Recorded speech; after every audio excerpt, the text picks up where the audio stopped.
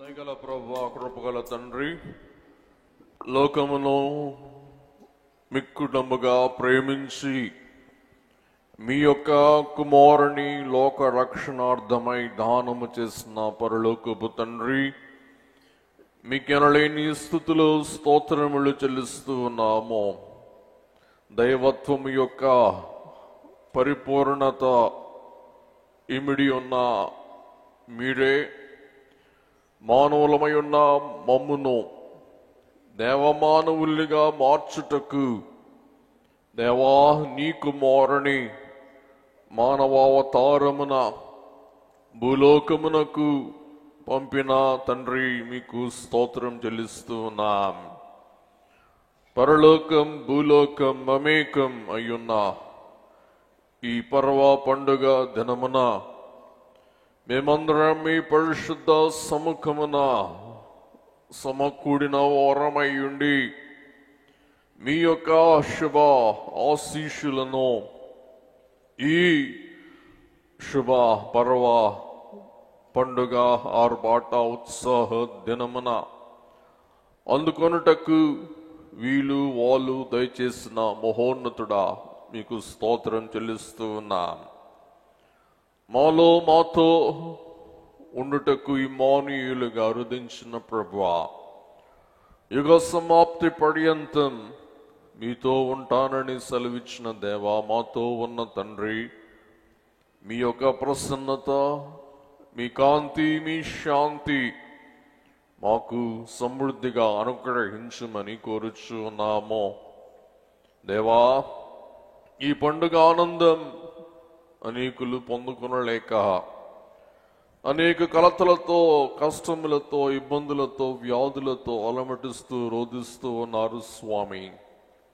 వారి వరుసలో మేము ఉండుట మీకు ఇష్టము కాదేమో, కాబట్టి ఆనందించు వారి వరుసలో మమ్ము సమకూర్చిన మహోన్నతుడా, మీకు స్తోత్రం చెల్లిస్తూ ఈ ఉదయకాల సమయమందు మా ఘనత, మా స్తుతి, మా స్తోత్రం, మా కీర్తి, మా వందనం మీరే అందుకొని దేవా, ఈ పండుగ దినమందు మీరు మాకు ప్రసాదించు ప్రతి మేలైన భాగ్యమును అందుకొని ఆనందించి సంతోషించి అనేకులతో మేము పంచుకోగల భాగ్యమేమని దేవా, వాక్యమయున్న మిమ్మును మేము ధ్యానం చేయటకు, తలపోసుకున్నటకు మీ ఆత్మ సహాయం నడిపింపు మాకు అనుగ్రహించి మా నోటి మాట, హృదయ ధ్యానం మీ దృష్టికి అంగీకారమగునట్లు స్వీకరించుమని క్రిస్మస్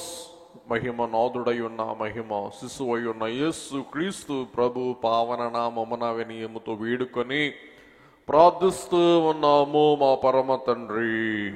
ఆమేన్. బెత్లెహేము బాలుడైన క్రీస్తు యేసు ప్రభు క్రిస్మస్ పండుగ ధన్యతలు, శుభములు, దీవెనలు, భాగ్యములు, ఐశ్వర్యములు, సంపదలు సమృద్ధిగా మనలకు సంప్రాప్తింపచేయును గాక. ఆమేన్. పిల్లరా, 2023 సంవత్సరములో దేవుని పరిశుద్ధ సముఖములో ఈ పండుగ ఆరాధనలో ప్రవేశింపగల గొప్ప ధన్యత అనుగ్రహించిన దేవదేవునికే మహిమ కలుగును గాక. ఆమేన్. పిల్లరా, ఈ పండుగ ఎవరి పండుగ అనగా అందరి పండుగ. అందరి పండుగ మాత్రమే కాదు, కానీ ఈ పండుగ బిడ్డలైన వారికి మరి విశేషమైన ప్రత్యేకమైన పండుగ అయ్యుంటున్నది. పిల్లరా, ఒకనొక పరిశోధన క్రిస్మస్ పండుగ విషయం జరిగించినప్పుడు బిడ్డలైన వారిని, పసికందులైన వారిని అడిగారంట, క్రిస్మస్ అంటే మీకు ఇష్టమేనా అని. ప్రతి బిడ్డ నాకు ఇష్టమే అని సెలవిచ్చటం మాత్రమే కాక, క్రిస్మస్ పండుగ మాకిష్టం లేదు అన్న వాళ్ళు అసలు ఎవరూ లేరంటండి. అందరికీ క్రిస్మస్ పండుగ అంటే చాలా ఇష్టం. అంత మాత్రమే కాదు, కానీ మీరు ఎంతమంది క్రిస్మస్ పండుగ అంటే ఇష్టం లేని వాళ్ళు ఉన్నారు అంటే లేక క్రిస్మస్ పండుగ యొక్క ఆనందం పరిపూర్ణంగా అనుభవింపలేక కొంచెమే క్రిస్మస్ పండుగ సమయమందు ఆనందించిన వారు ఉన్నారు అంటే కేవలం 1% మాత్రమే మేము కొంచెమే సంతోషించామన్నారంటండి. 99% క్రిస్మస్ పండుగను బట్టి మేము పూర్ణ ఆనందం పొందాం అన్నారంటండి. ఆ బిడ్డలైన వారిని మీ ఆనందానికి కారణం ఏంటి అని అడిగినప్పుడు ఆ బిడ్డలైన నిర్ముఖమాటంగా చెప్పిన మాట ఏంటంటే, మాకు బళ్ళు ఉండవుగా, మాకు సెలవులుగా అన్నారంటండి. కాబట్టి పిల్లలకు ఈ పండుగ ఎందుకు పసందైన పండుగ అంటే సెలవులు కాబట్టి. తర్వాత క్రిస్మస్ పండుగ బహుమతులను బట్టి, సహవాసమును బట్టి, అలాగే కుటుంబీకులతో, బంధుమిత్రాదులతో, దేవాలయములో తోటి సంఘముతో, సమాజముతో వారు గడుపుకొనుటను బట్టి ఆనందం, మరి ఈ కాలములో బిడ్డలైన వారికి లేని ఒక స్థితి ఏమనగా, బిడ్డలైన వారు క్రిస్మస్ అంటే చక్కగా డెకరేషన్ చేసుకొనటం, ఇంటిని అలంకరించుకొనుట, అది ఈ కాలంలో లోపించింది. మరి మా కాలములో దివారాత్రులు ఇంచుమించు 3 రోజులు మేమే మేకులు కొట్టి తాళ్ళు లాగి చర్చీలు వీళ్ళు డెకరేషన్ చేసుకునే పని మీదే ఉండేవాళ్ళం. అదొక పసందు, అదొక ఆనందం, అదొక సంభ్రమం, అదొక సంతోషం. కానీ ఇటువంటి ఉత్సాహాలు కాలక్రమమున సమసిపోవుట అనున్నది విచారకరమైన స్థితి అయి ఉంటూ ఉన్నది. ఇది బిడ్డలకు మిన్నైన పండుగ, పెద్దలైన వారికి కూడా ఇది సంభ్రమ పండుగ.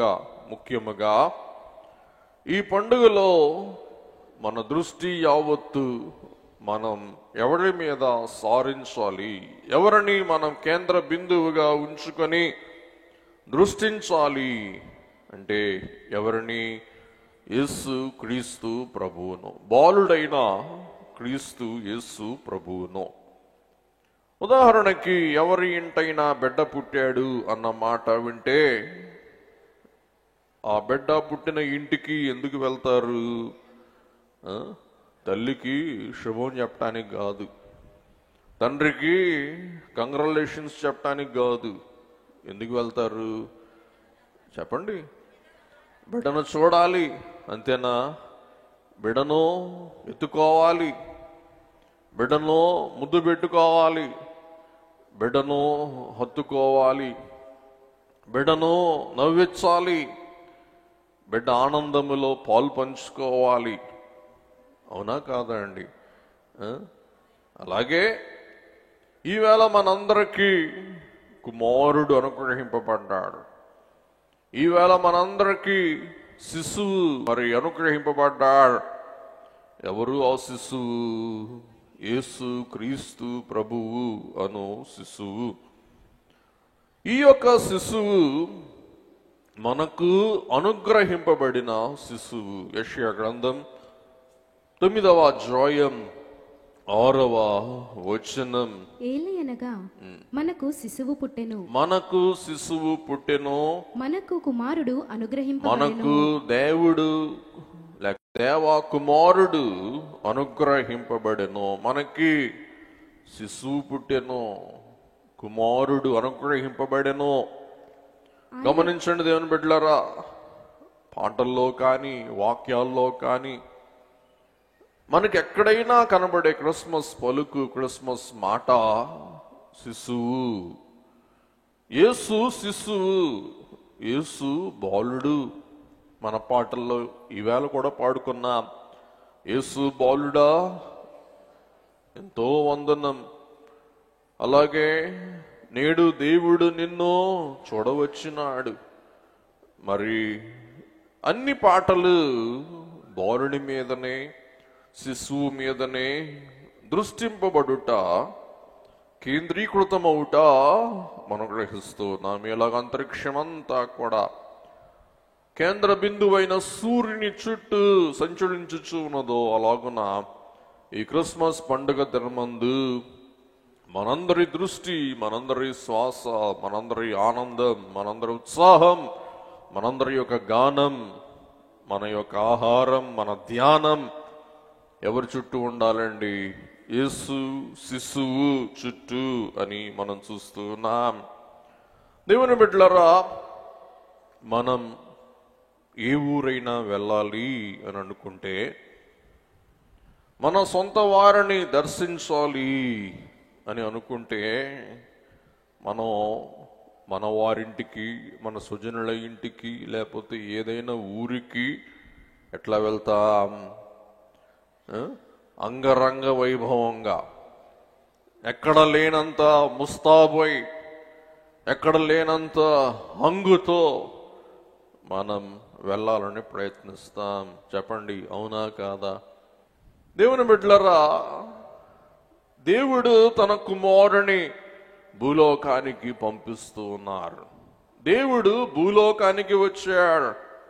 దేవుడు భూలోకానికి వైభవముతో వచ్చాడా, హంగుతో వచ్చాడా, అట్టహాసముతో వచ్చాడా, లేక సామాన్యంగా వచ్చాడా?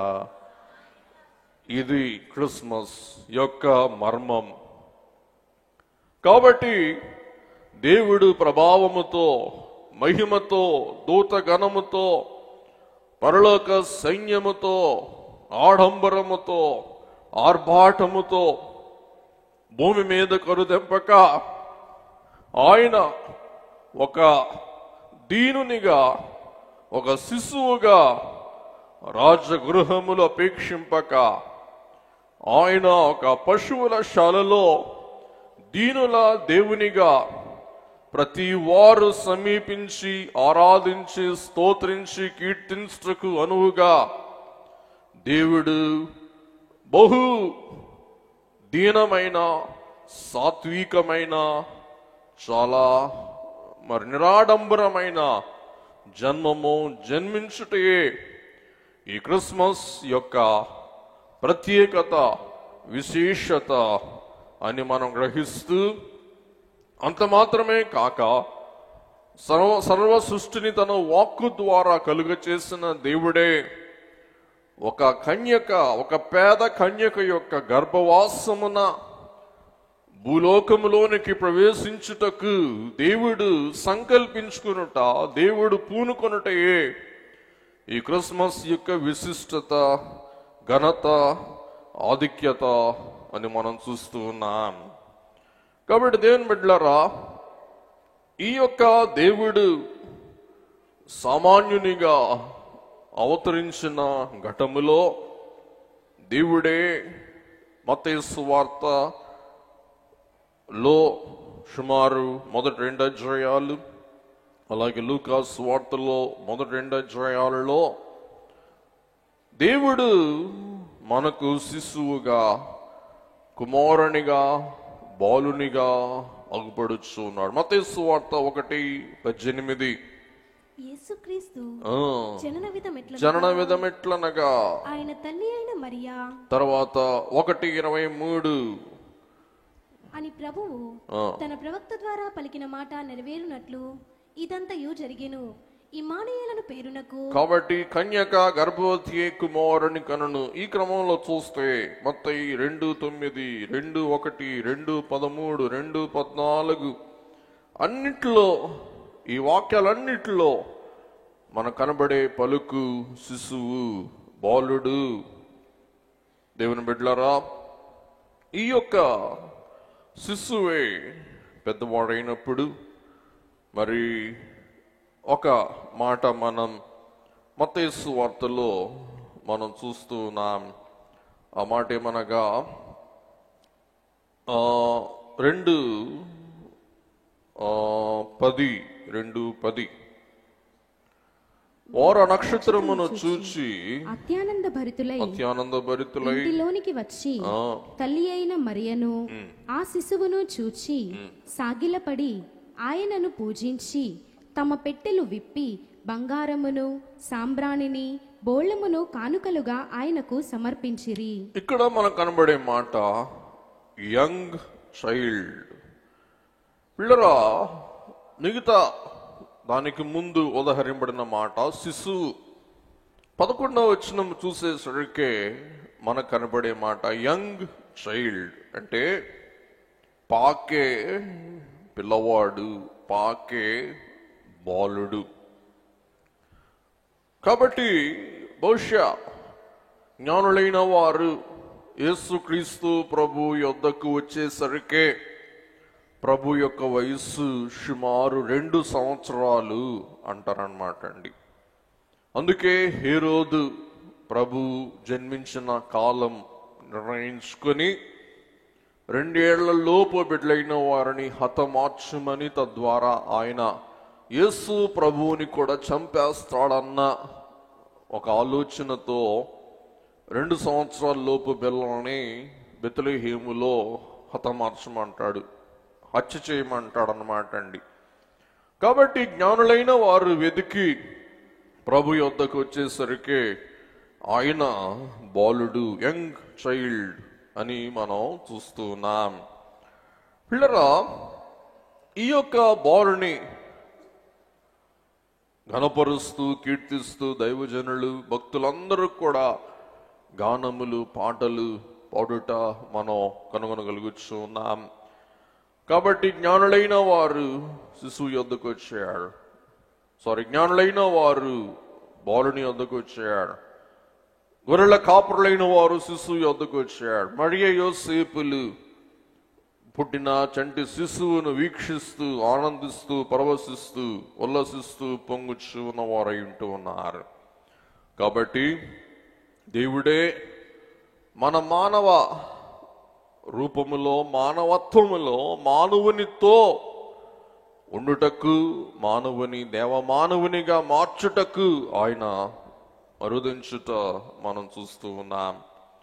పిల్లరా, మ్యాక్స్ లుకాడో అనే ఒక క్రైస్తవ బోధకుడు ఈలాగు క్రిస్మస్ కాలమందు ఉన్న వ్యత్యాసములు, భిన్నమైన తత్వములు ఎలాగూ ఐకమత్యమైనయో చక్కగా వివరిస్తారనమాట. అదేమనగా, దేవుడు అంతరిక్షము కన్నా గొప్పవాడైన దేవుడు, సమస్త అంతరిక్షాన్ని సృజించిన దేవుడే క్రిస్మస్ కాలమందు స్త్రీ అణువుగా, స్త్రీ గర్భములో ఒక చిన్ని అణువుగా మారిపోవుట, ఇది ఒక గొప్ప విశేషత అయి ఉంటూ ఉన్నది. అందుకే సొలొమోను మహారాజు అంటాడు, ఆకాశ మహాకాశములు పట్టజాలని దేవుడు.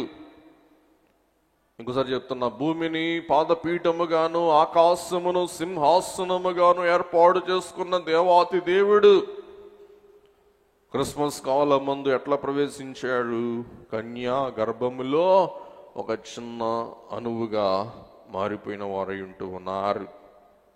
అలాగే తన వాక్శక్తి ద్వారా సమస్త సృష్టి యావత్తును పరిపాలించచ్చు, పోషించచ్చు, సంరక్షించచ్చు, కాపాడుచు ఉన్న దేవాతి దేవుడే ఒక యవన కన్యక రొమ్మున తాను పాలను అపేక్షిస్తూ పోషింపబడుట, ఒక యవన కన్య ద్వారా తాను పోషింపబడుట ఒక మహాత్యం, ఒక విడ్డూరం, ఒక వినూత్నం, అది ఒక వింత అయి ఉంటూ ఉన్నది.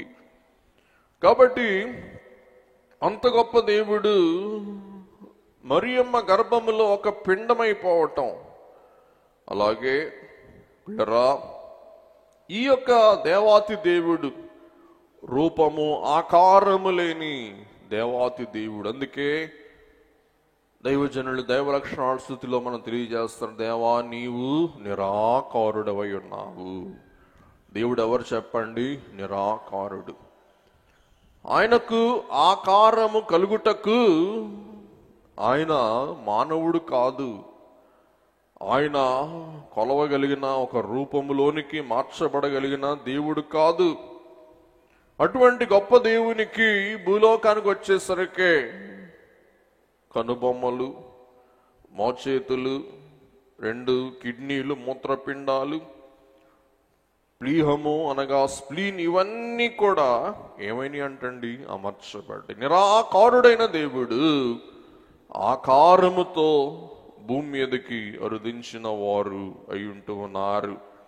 అంత మాత్రమే కాక అట్టి గొప్ప దేవుడు ఒక చిన్ని తల్లి యొక్క మరి ఉంబ నీటిలో ఆయన తేలి ఆడుట, ఉంబ నీటి ద్రవములలో ప్రభు శిశువుగా తేలి ఆడుట మరి ఒక అద్భుతం, ఆశ్చర్యం. అలాగే సూర్యుని చంద్రుని తన వాక్కు ద్వారా కలుగ చేసిన దేవాతి దేవుడు మరి సమీపింపలేని సామ్రాటునిగా ఆయన రాలేదు. కానీ అందరూ కడకు సామాన్యులై ఉన్న గొర్రెల కాపురులు కూడా సమీపించటకు వీలై ఉన్న ఒక శిశువుగా ఆయన అవతరించుట మనం గ్రహిస్తూ ఉన్నాం. కాబట్టి ఈవేళ మన పిల్లలతో దేవుడు ఒక పిల్లల వలె మసలుటకు, అలాగే యవనస్తులతో యవనుని వలె మసలుచు ప్రతి వారి యొక్క సాధక బాధలు గ్రహించుటకు ఆయన భూలోకములోనికి ప్రవేశించుట మనం గ్రహిస్తున్నాం. దేవుని బిడ్డలారా, ఈ యొక్క శిశు జన్మ దీనమైన జన్మ, సాధువైన జన్మ మనకేం సూచిస్తూ ఉంది? మత్తయి సువార్త 18వ అధ్యాయం 4వ వచనం. కాగా ఈ బిడ్డవలే తన్ను తాను తగ్గించుకొని వాడెవడో వాడే పరలోక రాజ్యములో గొప్పవాడు. మరియు ఈలాంటి ఒక బిడ్డను నా పేరట చేర్చుకొనువాడు నన్ను చేర్చుకొనును. కాబట్టి ఈ బిడ్డవలే, చిన్న బిడ్డవలే ఎవరైతే తన్ను తాను తగ్గించుకుంటారో వారే పరలోక రాజ్యములో గొప్పవాడు. అందుకే ప్రభు అంటారు, తమ్ము తాము హెచ్చించుకుని వాడు తగ్గింపబడును, తమ్ము తాము తగ్గించుకుని వాడు హెచ్చింపబడును. బిళ్ళరా, ప్రభు తను తాను తగ్గించుకున్నారు కాబట్టి ప్రభు హెచ్చింపబడ్డాడు. తండ్రి కుడి పార్శ్వం మట్టుకు ఆయన హెచ్చింపబడిన వారు ఉంటూ ఉన్నారు. కాబట్టి బిడ్డల వంటి విశ్వాసము మనకు అవసరము అని క్రీస్తు ప్రభు యొక్క జన్మ మనకు సూచిస్తూ ఉన్నది. బిడ్డలైన వారికి ఏముంటది చెప్పండి? కపటము లేని విశ్వాసం, అనుమానము లేని విశ్వాసం, నిస్సందేహమైన విశ్వాసం. మరి బిడ్డల వంటి, చంటి బిడ్డల వంటి నిష్కల్మషమైన విశ్వాసం మనం కలిగి ఉండాలి అని యేసు క్రీస్తు ప్రభువే మనకు తెలియజేస్తూ ఉన్నాడు. పిల్లరా, శిశువుల వలె యేసయ్యను అంగీకరించాలి. మరి చాలా మంది భక్తులైన వారు, అలాగే భక్తి పరులైన వారు 75% మంది అంటండి యేసు క్రీస్తు ప్రభువును బాల్యములోనే అంగీకరించారంట, బాల్యములోనే ప్రభువును కనుగొన్నారంట 75% మంది. ఈలోగున వారు శిశువులై ఉన్నప్పుడు యేసయ్యను స్వీకరించడం బట్టి ప్రభువే వారిని కాపాడి సంరక్షించి పదిలపరచి వారిని దీవించిన వారై ఉంటూ ఉన్నారని మనం చూస్తూ ఉన్నాం. 5వ వచనం 18:5 మరియు ఈలాంటి ఒక బిడ్డ నా పేరట చేర్చుకుని వాడు నన్ను చేర్చుకును. బిడ్డలను చేర్చుకున్న వారు ఎవరిని చేర్చుకున్నట్లు అంటండి? యేసయ్యను చేర్చుకున్నట్లు. 6వ వచనం, నా యందు విశ్వాసముంచు. గమనించారా? బిడ్డలైన వారికి నిష్కల్మషమైన విశ్వాసం ఉంటది కాబట్టి నా యందు విశ్వాసముంచు ఈ చిన్న బిడ్డలలో ఒకనిని ఒకనైనా ఎవడైనా అభ్యంతరపరిస్తే, నా యందు విశ్వాసముంచుచున్న చిన్న బిడ్డలైన వారిని ఎవడైనా అభ్యంతరపరిస్తే వాడు మెడకు పెద్ద తిరుగటిరాయి కట్టబడిన వాడై మిక్కిలి లోతైన సముద్రములో ముంచివేయబడ్డ వానికి మేలు అని ప్రభు తెలియజేస్తూ ఉన్న వారై ఉంటూ ఉన్నారు. గమనించండి, పెద్ద తిరుగట్రాయి కట్టి, గమనించండి, ఎవరికైనా మెడకు లేకపోతే నడుముకో పెద్ద తిరగట్రాయి కట్టి వాడిని సముద్రంలో నెట్టేస్తే ఆడింక బయటకు వస్తాడా? బయటికి రాడు, ఖచ్చితంగా సస్తాడు. కాబట్టి దేవుడు అంటున్నాడు, ఇటువంటి నిష్కల్మషమైన విశ్వాసమున్న చిన్న వారిని ఎవడైనా అభ్యంతరపడిస్తే వాడి లోకములో జీవించుట దుర్లభం, జీవించకూడదు అంటూ ఉన్నారు. ఈ లోకములో మరణఛాయ, మరణించ, ఈ లోకం దుర్లభం, వ్యర్థం అని భావించు వారికి అందరికీ మనం ఈ ప్రభు యొక్క వర్తమానం, ఈ స్వర్తమానం అందిస్తూ బోధిస్తూ వారిని ప్రభు తట్టు, ప్రభు ప్రేమ తట్టు, ప్రభు ఆదరణ తట్టు నడిపించగలుగుతున్నాం. అందుకే ప్రభు అంటారు, ఈ చిన్నవారిలో ఎవరినైనా అభ్యంతరపరచిన వానికి ఏం చేయటం మేలు? రాయి కట్టి సముద్రంలో వేయటం ఉత్తమం. కాబట్టి మనం విశ్వాసం, చంటి బిడ్డల వంటి విశ్వాసం అయి ఉండాలి. మత్తయి సువార్త 19:13-14. అప్పుడు ఆయన వారి మీద చేతులుంచి ప్రార్థన చేయవలెనని కొందరు చిన్నపిల్లలను ఆయన యొద్దకు తీసుకుని వచ్చి, మరి ఒక సంఘటనలో బిడ్డలైన వారిని ప్రభు యొద్దకు తోడుకొని వచ్చాడు, దీవించాలని, ఆశీర్వదించాలని. అప్పుడు ఆయన శిష్యులు తీసుకుని వచ్చిన వారిని గద్దింపగా యేసు ప్రభు శిష్యులైన వారిని గద్దిస్తూ ఏమంటున్నారంటే, చిన్న పిల్లలను ఆటంకపరచవద్దు, వారిని నా యొద్దకు రానియుడి, పరలోక రాజ్యము ఇలాంటి వారిదని. కాబట్టి గమనించండి, చిన్న బిడ్డలైన వారిని మనం ఎవరి యొద్దకు నడిపించాలంటండి? ప్రభు యొద్దకు.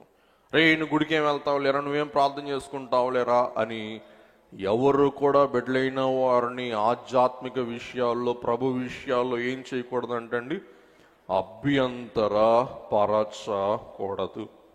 దేవుని బిడ్డలారా, ఇలాగున చిన్న బిడ్డలైన వారిని శిశువు ప్రాయము నుండి దైవ భక్తిలో మనం పెంపార చేస్తే వారు భావి కాలమందు దేవుని కొరకు గొప్ప ప్రయోజకుల. వాక్యం చూడండి, సమూయేలు దేవుని మార్గంలో ఎప్పుడు నడిచాడు? బాలుడై ఉన్నప్పుడు. మోషే, దావీదు వీరందరూ దేవుని కొరకు గొప్ప కార్యములు సాధించిన వారని మనం చూస్తూ ఉన్న వారమై ఉంటూ ఉన్నాం. కాబట్టి బిడ్డలైన వారు దీనత్వమునకు సాదృశ్యం, సాత్వికమునకు సాదృశ్యం, అలాగే పావనత్వమునకు, పరిశుద్ధతకు నిదర్శనం. కాబట్టి మనం బిడ్డల వంటి వారిగా నిష్కలంక విశ్వాసం, అలాగే దేవుని యొద్ద దీనత్వం, అలాగే నిష్కలంకత ఇటువంటి కలిగి ఉండాలని ఫిలిప్పీ పత్రిక 2:8 ఇలాగు వ్రాయబడటం మనందరూ ఎరిగిన వారమై ఉంటూ ఉన్నాం. మరియు ఆయన ఆకారమందు మనుష్యుడుగా కనబడి మరణము పొందునంతగా, అనగా శిలువ మరణము పొందునంతగా విధేయత చూపినవాడై తన్ను తాను తగ్గించుకొనెను. కాబట్టి అందుచేతను పరలోకమందున్న వారిలో గాని, భూమి మీద ఉన్న వారిలో గాని, భూమి క్రింద ఉన్న వారిలో గాని ప్రతివాని మోకాలును యేసునామమున వంగునట్లును, ప్రతివాని నాలుకయు తండ్రి అయిన దేవుని మహిమార్థమై యేసుక్రీస్తు ప్రభువని ఒప్పుకొనున్నట్లును దేవుడు ఆయనను అధికముగా హెచ్చించి ప్రతి నామమునకు పైనామమును ఆయనకు అనుగ్రహించెను. గమనించండి, ప్రభు తను తాను తగ్గించుకున్నారు కాబట్టి దేవుడు ఆ నామమును అధికముగా హెచ్చించి అన్ని నామములకు పైనామముగా ఆయనను అనుగ్రహించిన, పైనామమును ఆయనకు అనుగ్రహించిన మనం చూస్తూ ఉన్నాం. కాబట్టి పౌలు భక్తుడు 1 తిమోతి పత్రిక 3:16 ఇలాగూ తెలియచేస్తూ ఉన్నారు, ఆక్షేపము లేకుండగా దైవ భక్తిని గుర్చిన సారాంశం, మర్మం గొప్పది. ఏంటి అది? ఆయన సశరీరుడుగా ప్రత్యక్షుడయ్యెను. చాలు. కాబట్టి ఆయన సశరీరుడుగా, ఆయన మంచి శరీరము గలవానిగా ప్రత్యక్షుడు ఆయనో. దేవుని బిడ్డలారా, పరిశుద్ధాత్మ వలన గర్భము ధరింపబడి సశరీరునిగా అంటే పాపములు నిష్కలంక శరీరునిగా యేసుక్రీస్తు ప్రభువు భూలోకములోనికి ఆయన అనుగ్రహింపబడ్డవారు అయి ఉన్నారు. అందుకే యోహాను 3:16 మనం చూస్తున్నాం, దేవుడు లోకం ఎంతో ప్రేమించును కాగా ఆయన తన అద్వితీయ కుమారునిగా తన అద్వితీయ కుమారునిగా పుట్టిన వాని యందు విశ్వాసముంచు ప్రతివాడు నశింపక నిత్య జీవము పొందునట్లు ఆయనను అనుగ్రహించెను. కాబట్టి దేవుడు ఉన్నవాడు, ఉన్న దేవుని పరలోకపు దేవుడు మనకేం చేశారు చెప్పండి? అనుగ్రహించాడు. అంటే ఏదైతే సిద్ధంగా ఉందో, రెడీగా ఉందో, ముందే ఉందో దానిని మనకేం చేస్తారు? అనుగ్రహిస్తారు. కాబట్టి దేవుడు ప్రభువు, అనుగ్రహింపబడిన ప్రభువు, మనకు ప్రసాదింపబడిన ప్రభువు అని మనం చూస్తూ ఉన్నాం. దేవుని బిడ్డలారా, ఆయన అనుగ్రహింపబడిన దేవుడు కాబట్టి ఒక భక్తుడు అంటూ ఉన్నాడు, పరలోకమందు దేవాతి దేవుడు మహిమతో, దూతగణ వైభవముతో, పరిశుద్ధుల యొక్క స్తుతులతో నింపబడుచు కొనియాడబడుచు ఉన్న దేవాతి దేవుడంట నరరూపధారిగా భూలోకానికి అరుదించినప్పుడు పరలోక దూతలంటండి, మా రాజు, మా యజమానుడు, మా ప్రభువు ఎలాగుంటారో వెళ్ళి చూడాలి అని చెప్పి మహాకాశములను, పరలోకమును, దూతలోకమును, దేవలోకమును విడిచి దేవుడే, గొప్ప దేవుడే నరునిగా మారితే ఎలాగుంటాడో చూడాలని చెప్పి వారందరూ ఎక్కడికి వచ్చారంటండి? బెత్లెహేముకి వచ్చారంట. కాబట్టి దేవుడు మానవునిగా మారగలడా? సృష్టికర్త సృష్టముగా మారగలరా? మారలేడు. కానీ మారితే ఎలాగుండాలో చూద్దామని మరి పరలోక సైన్యం అంతా దేవుని యొక్క అనుమతి తీసుకొని ఎక్కడికి వచ్చారంటండి? నేరుగా పశువుల శాల యొద్దకు వచ్చారంట.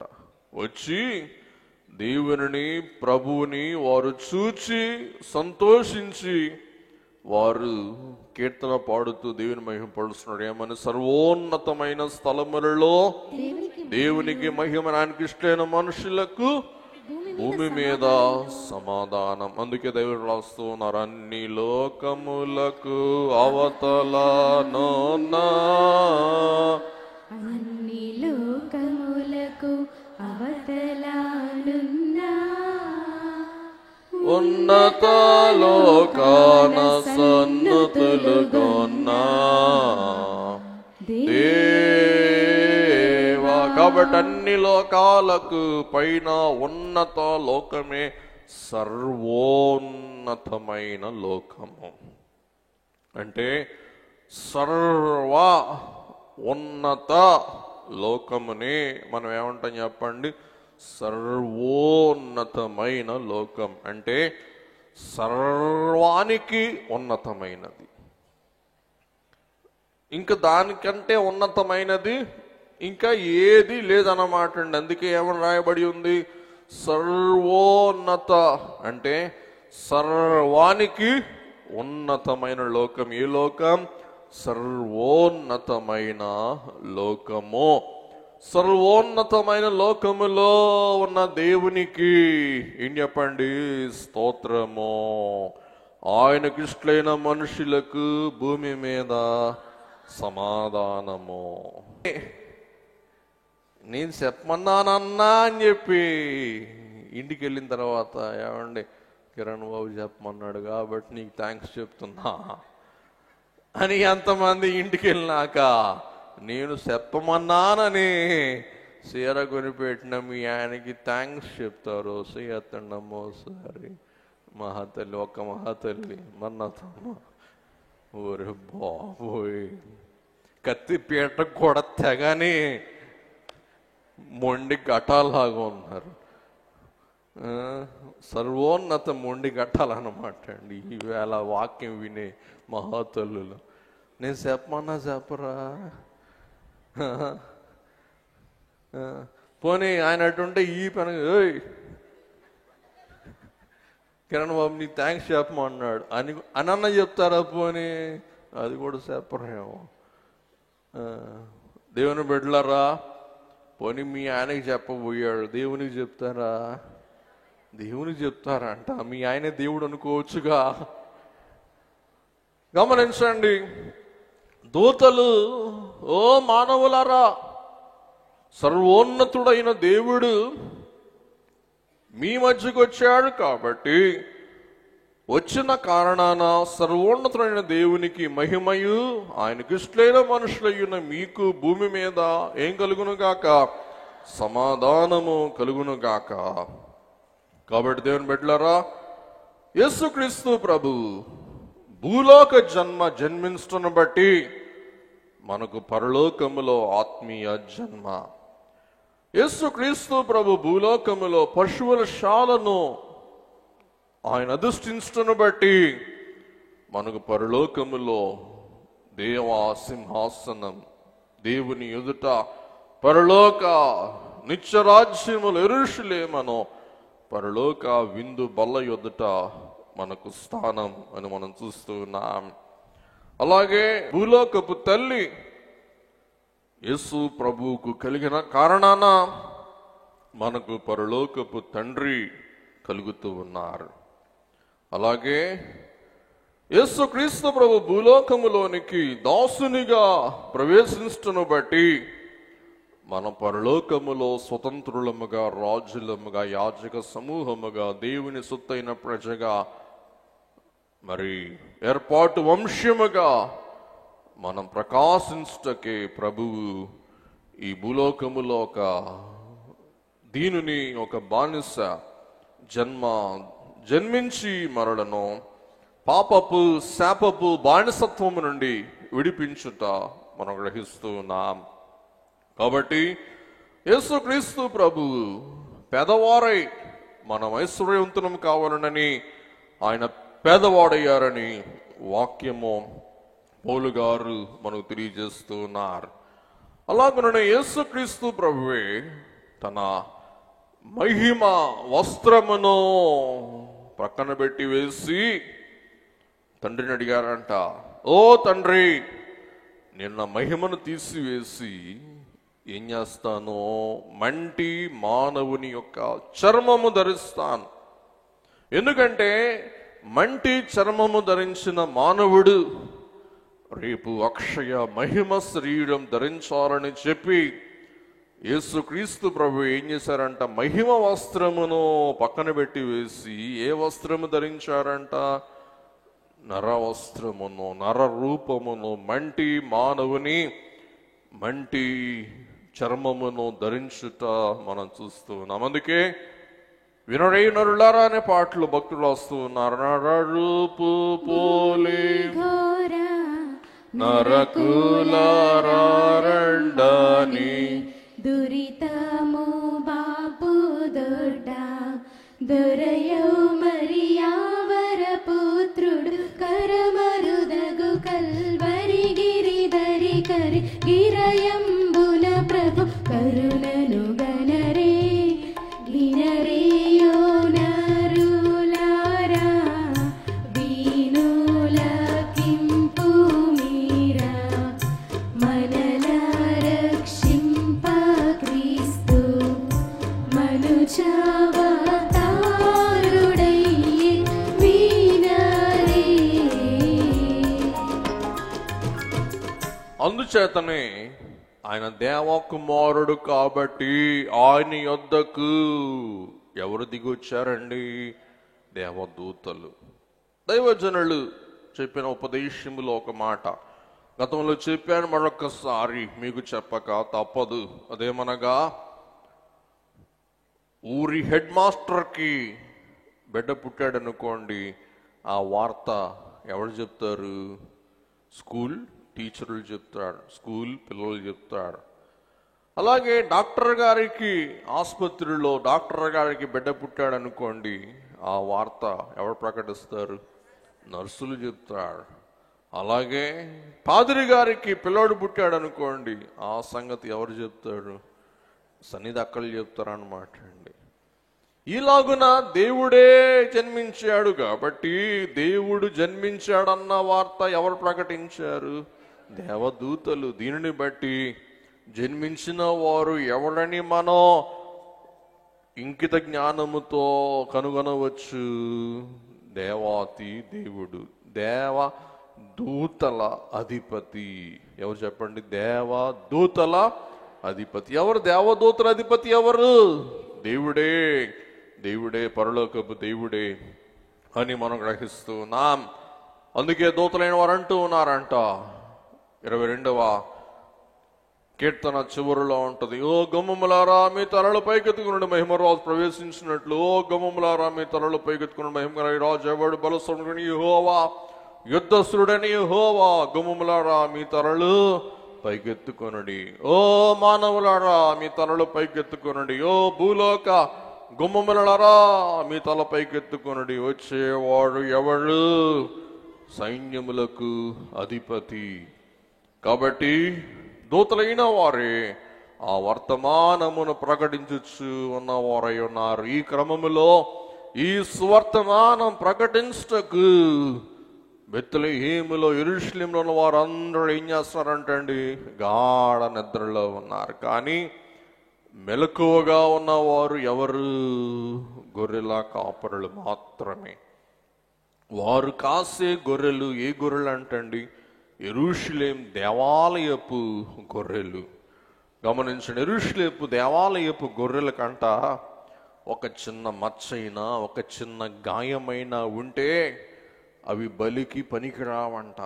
అందుచేత కాపలా కాయవలసిన గొర్రెల కాపరులైన వారు ఏం చేయాలంట? రెప్పపాటు కూడా కునుకేయకుండా ఆ గొర్రెలని భద్రంగా కాపాడవలసిన వారై ఉంటూ ఉన్నారు. కాబట్టి వారు రాత్రి వేళ ఈ దేవాలయపు ప్రతిష్టాత్మక గొర్రెలను, ఏ తోడేళ్ళు వస్తాయో, ఏ గుంట నక్కలు వస్తాయో, ఏ కుక్కలు వస్తాయో వీటిని హాని చేయటానికి అని చెప్పి వారు మరవకుండా ఏం చేస్తున్నారంటండి? గొర్రెలను కాసుకుంటూ ఉన్నారు. మరి నిశీధ రాత్రి, అంధకార రాత్రి అంత మౌనంగా ఉంది. కొంతమంది ఏమో గడ్డవామికి పాపం నిద్ర ఆపుకోలేక నిద్రపోతూ ఉన్నారంట. కొంతమంది ఏమో చలిమంటేసుకుంటున్నారంట. మరి అక్కడ చప్పిడి లేదు, అక్కడ అలికిడి లేదు, శబ్దమే లేదు, నమ్రతగా ఉంది, నెమ్మదిగా ఉంది.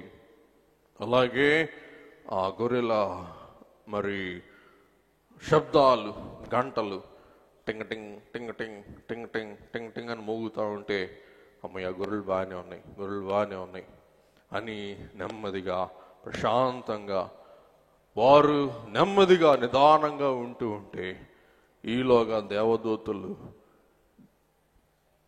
ఆ మహాకాశములో నుండి ఆ గొర్రెల కాపురుల యొద్దకు బయలుదేరి వచ్చి, ఆ గొర్రెల కాపురులైన వారి ఎదుట దేవదూతలైన వారు అగుపడుచు ఉండగా, మరి పిల్లరా వారికి భయం, ఆందోళన, ఆవేదన కలిగిందంటండి. ఎందుకంటే అమాంతంగా వారి చుట్టూ ఏం ప్రకాశించింది? వెలుగు ప్రకాశించింది. ఆ వెలుగు మహిమలో నుండి భయాందోళనతో ఉన్న ఆ కాపురులైన వారికి దూత అందించు వర్తమానం, భయపడకుడి, ఇదిగో ప్రజలందరికీ కలుగబోవు మహా సంతోషకరమైన సువర్తమానము నేడు నేను మీకు తెలియచేయవచ్చాను. ఏంటి? దావీదు పట్టణమందు రక్షకుడు మీ కొరకు పుట్టి ఉన్నాడు. మీ కొరకు పుట్టి ఉన్నాడు రక్షకుడు. ఎవరు కొరకు పుట్టి ఉన్నారు? గమనించండి. జ్ఞానులైన వారు ఎవరిని ఆరాధింప వెళ్ళారు? రాజును, యూదుల రాజును. జ్ఞానులైన వారికి యేసు ప్రభు ఎవరంటే యూదుల రాజు. అలాగే గొర్రెల కాపురులకి ప్రభు ఎవరంటే గొప్ప గొర్రెల కాపరి, గొర్రెలకు ప్రధాన కాపరి. ఎవరికి? గొర్రెల కాపరులకు. జ్ఞానులకేమో రాజు, గొర్రెల కాపరులకేమో ప్రధాన కాపరి,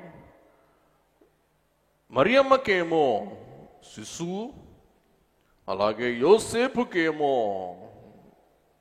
బిడ్డ, శ్రేష్టమైన దేవకుమారుడు, సర్వలోకమునకు ఆయన రక్షణ శృంగము. ఇటువంటి దేవాతి దేవుడు పిల్లరా, ప్రకటన గ్రంథంలో మనం చూస్తాం, ఆయనే యెరూషలేమునకు ప్రభువే ఎవరై ఉన్నారంటండి? దీపం. గమనించండి, ఈ దీపమై ఉన్న ప్రభువే భూలోకానికి అరుదించేసరికి వారు ఆశ్చర్యపడిపోవుట, వారు వింతగా మరి యేసు శిశువును వీక్షించుట మనం గ్రహింపగలుగుచున్నాం. కాబట్టి ఈ యేసు శిశువే అనుగ్రహింపబడిన మరి బహుమానం, దానం, దీవెనం అయి ఉంటూ ఉన్నారు. అందుకే యేసుక్రీస్తు ప్రభువే మనకు జీవమిచ్చాడు. జీవమే కాదు, మరేమిచ్చారు చెప్పండి? నిత్య జీవము. కాబట్టి 2 జీవాలు దేవుడు మనం దయచేశాడు. ఒకటి భూలోక జీవము, రెండవది నిత్య జీవము. అందుకే దైవజనులు దేవదాసయ్య గారు ఈ బహుమానమును గూర్చి చక్కగా మనకు 79వ కీర్తన స్తుతియు మహిమయు అనే కీర్తనలో 3వ వచనములో 5వ వచనంలో రాస్తారండి, దురితంబులో నరించి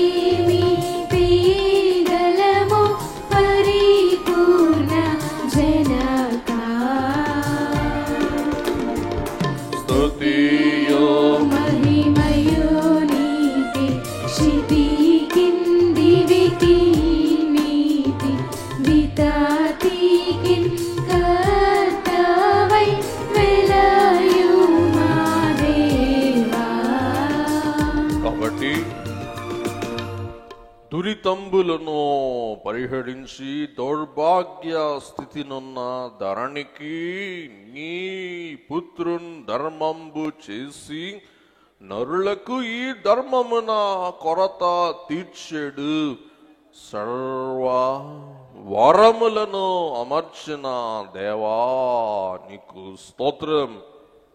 కాబట్టి ధరణికి తన కుమారుని అనుగ్రహించి ధరణిలో ఉన్న దౌర్భాగ్యములన్నీ దేవుడు ఏం చేశారంటండి?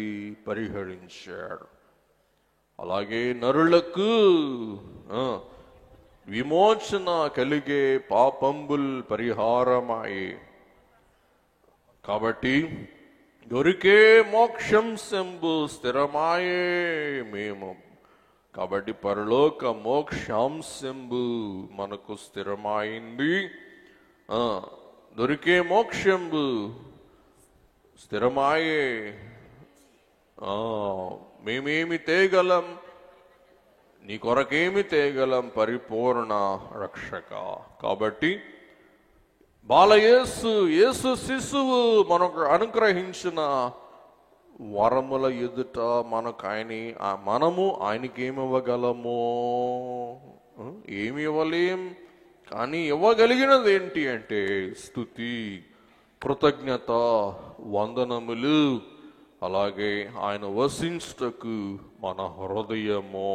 ఇవి మనము దేవునికి ఇవ్వగల ప్రశస్తమైన అర్పణలు, దానములు, దీవెనలు అయి ఉంటాం అన్నమాట అండి. గమనించండి, దేవుడు మనకు ఇట్టి దానములు దయచేయుట మాత్రమే కాక అన్నిటికీ మించిన గొప్ప దానమే కుమార దానము. చెప్పండి, ఏ దానము చెప్పండి? ఇది ఏ ప్రశస్తమైన క్రిస్మస్ దానము.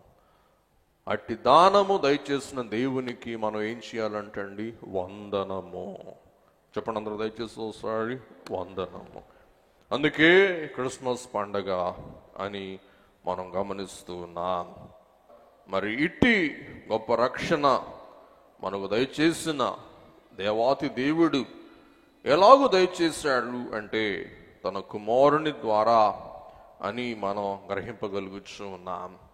కాబట్టి ఈ కుమారుడే యెషయా 9:6 బట్టి మరి మిగతా బిరుదులు, ఈయన ఉద్యోగములు, ఈయన ఆధిక్యతలు, ఈయన ఘనతలు మనం చూస్తే ఆయన భుజము మీద రాజ్యభారముండును. కాబట్టి ఆయన ఎవరంటే రాజు, ఆశ్చర్యకరుడు అయిన ఆలోచనకర్త, బలవంతుడైన దేవుడు, నిత్యుడగు తండ్రి, సమాధానకర్తయగు అధిపతి అని అతనికి పేరు పెట్టబడను. కాబట్టి దేవుని బిడ్డలారా, ముగించేసుకుందాం. ఈవేళ మన దృష్టి యావత్తు ఎవరి మీద ఉండాలండి? యేసు శిశువు. ఈ క్రిస్మస్ పర్వదినమందు ఆ బలవంతుణ్ణి, ఆశ్చర్యకరుని, అద్భుతకరుని, దేవకుమారుని, ఇమ్మానుయేలు దేవుని మరువక ఆయన పట్ల కృతజ్ఞతాభావము కలిగి ఉండి మరి ఆయన ఇచ్చు బహుమానములన్నీ పుచ్చుకొనగల ధన్యత, ఆశీర్వాదము, దీవెన ఈ పండుగ పర్వదినమందు యేసు శిశువు మనందరికీ సమృద్ధిగా అనుగ్రహించును గాక. దయగల ప్రభువా, కృపగల తండ్రి, మన నిమిత్తమై శిశువు పుట్టెను అని ఎలా గొర్రెల కాపురులైన వారు ఆనంద ఉత్సాహ పరవశములతో బెత్లెహేము వరకు వెళ్ళి యేసయ్యా మేము చూచి సంతసించి ఆనందించి ఉప్పొంగి అనేకులకు మీ సువార్తను ప్రకటించి వినువారందరూ ఆశ్చర్యపడలాగున మౌనులైన గొర్రెల కాపరులు ఆర్భటించి ఆనందించి ఉప్పొంగారు. అలాగున మేమును స్వామి ఈ అంధకార లోకములో, ఈ పాప భూ అంధకారములో నీ సువార్తికులముగా, నీ బోరలంగా, నీ సాక్షులముగా, నీ వాక్కులముగా, నీ పెదవులముగా, దేవా నీ వాక్య రాయబారులముగా సదా యేసు శిశువా మేము స్మరిస్తూ, స్తుతిస్తూ, ధ్యానిస్తూ, కీర్తిస్తూ మా జీవితములను తరింప చేసుకుని ధన్యములు చేసుకుని గల భాగ్యమేమని యేసు స్వామి పరిశుద్ధ నామమున వినయముతో వేడుకొని ప్రార్థిస్తూ ఉన్నాము మా పరమ తండ్రి. ఆమేన్.